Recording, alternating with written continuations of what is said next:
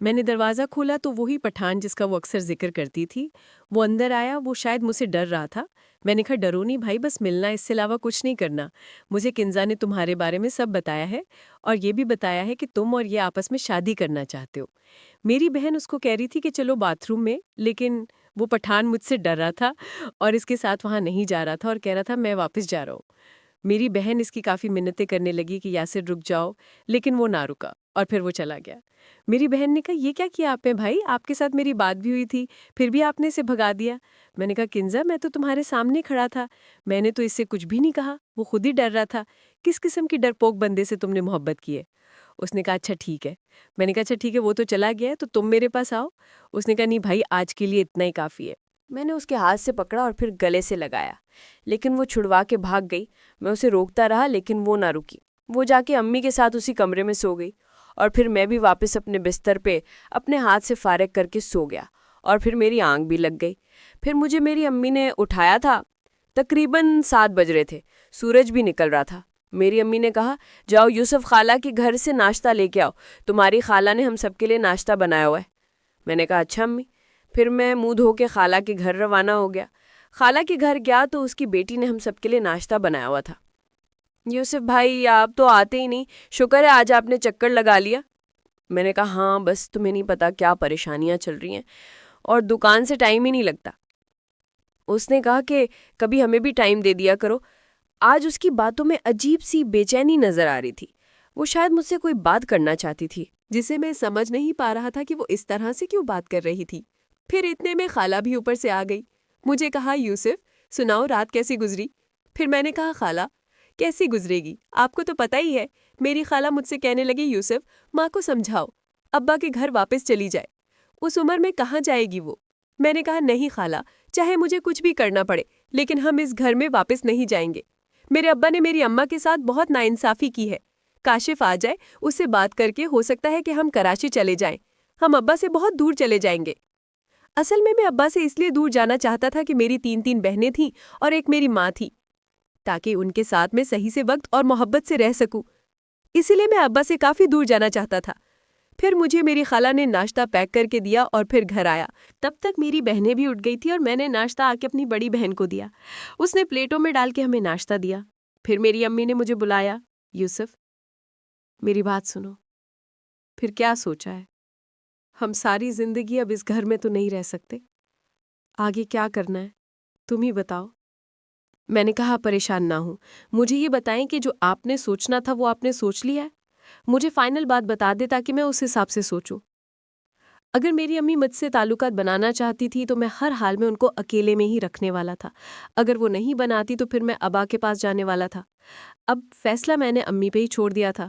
پھر امی کہنے لگیں یوسف میرا دل تمہارے ساتھ نہیں مان رہا، بس چودھری ہے نا، اس سے میں مل لیتی ہوں، اس سے میں کہتی ہوں کہ وہ مجھ سے شادی کر لے اور پھر میں تجھے بڑا سا بزنس بھی سٹارٹ کروا دوں گی۔ پھر مجھے اپنی امی پہ غصہ آیا۔ میں نے کہا امی کیا مسئلہ ہے آپ کے ساتھ؟ وہ چودھری آپ کے دل سے اتر کیوں نہیں رہا؟ بار بار آپ اسی کو یاد کرتی ہیں، مجھے تو شک ہو رہا ہے۔ اس نے کہا نہیں یوسف ایسی کوئی بات نہیں، حالانکہ چودھری نے مجھے بہت دفعہ کہا ہے، 1-2 دفعہ اس نے مجھے تحفے بھی بھیجے، میں نے بس تم لوگوں کو بتایا نہیں۔ میں نے آج تک اس کے ساتھ ایسا تعلق نہیں بنایا۔ میں نے کہا اچھا امی میری بھی ایک شرط ہے، اگر آپ اس چودھری کے پاس رہنا چاہتی ہیں تو مجھے بھی خوش کرنا پڑے گا، پھر میں اس بارے میں ضرور سوچوں گا۔ پھر میری امی کہنے لگی اگر اس چودھری کو پتہ چل گیا کہ ہمارے بیچ کوئی ایسا رشتہ ہے تو پھر کیا ہوگا؟ میں نے کہا امی اسی لیے تو میں کہہ رہا ہوں آپ اس کے چکر میں نہ پڑے، ہم ایسا کرتے ہیں کہ ہم کراچی چلے جاتے ہیں، میں بھی وہاں کوئی اچھا سا کاروبار سٹارٹ کر لوں گا اور پھر ہم وہاں کرائے کے مکان میں رہ لیں گے۔ وہ بڑا شہر ہے، میں اپنی دونوں بہنوں کو پڑھاؤں گا اور بڑی کنزا کا کوئی اچھا سا رشتہ دیکھ کر شادی کر دیں گے۔ میری امی اب پریشان ہو گئی تھی، اس کو یہ مشورہ اچھا لگ رہا تھا، ہم کراچی شفٹ ہو جاتے ہیں۔ اس نے کہا اچھا آنے دو کاشف کو، وہ تو آج ویسے بھی پہنچ جائے گا، اس سے بات کرتے ہیں کہ کیا وہ ہمیں وہاں سیٹل کر سکتا ہے۔ میں نے کہا کہ چلو ٹھیک ہے۔ پھر میں نے کہا امی میں دکان سے چکر لگا کر آتا ہوں۔ پھر میں باہر آیا، چھوٹے نے دکان کھولی ہوئی تھی اور ٹائم بھی 9 بج چکے تھے۔ پھر چھوٹا کہنے لگا یار استاد جی آپ سے ایک بات کرنی تھی بہت ضروری۔ میں نے کہا ہاں بولو۔ اس نے کہا وہ عورت نہیں تھی جو 4000 کا راشن لے کر گئی تھی؟ میں نے کہا ہاں ہاں۔ چھوٹا بولا کہ وہ कल भी 3 दफ़ा आई थी पूछने, आपका आज भी सुबह सुबह दुकान खोलते टाइम ही आ गई, आपके बारे में पूछ रही थी, कह रही थी कि बहुत ज़रूरी काम है। मैंने कहा यार उसके पास तो मेरा नंबर है, मैंने उसे नंबर भी दिया तो था। उसने कहा वो नंबर डिलीट हो गया, खैर आज मैंने उसको नंबर दे दिया है, वो आज आपको फ़ोन कर लेगी। छोटे ने मेरा मोबाइल नंबर उसे दोबारा दे दिया था। अब मैं परेशान था, पता नहीं उसको मेरे साथ क्या काम पड़ गया था।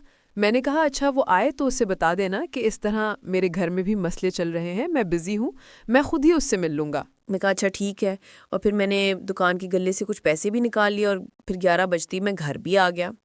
मेरी अम्मी ने कहा काशिफ को फ़ोन कर, वो कहाँ पहुँचा, वो कब तक पहुँचेगा।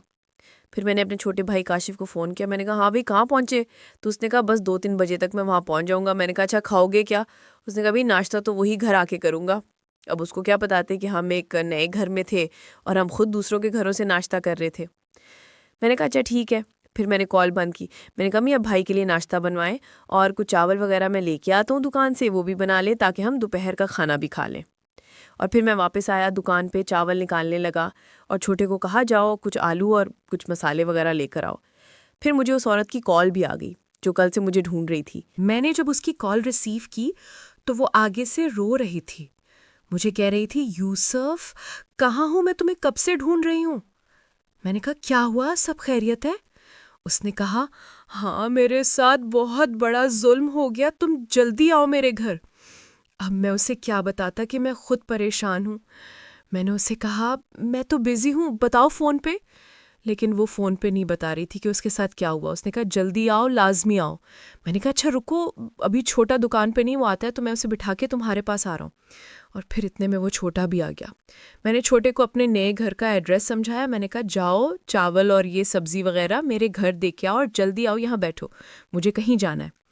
फिर वो चावल मेरे घर दे के आ गया। मैं उस औरत के घर गया। तो इस कहानी की अगली केस देखने के लिए चैनल को सब्सक्राइब करें और वीडियो को लाइक और कमेंट ज़रूर करें। शुक्रिया।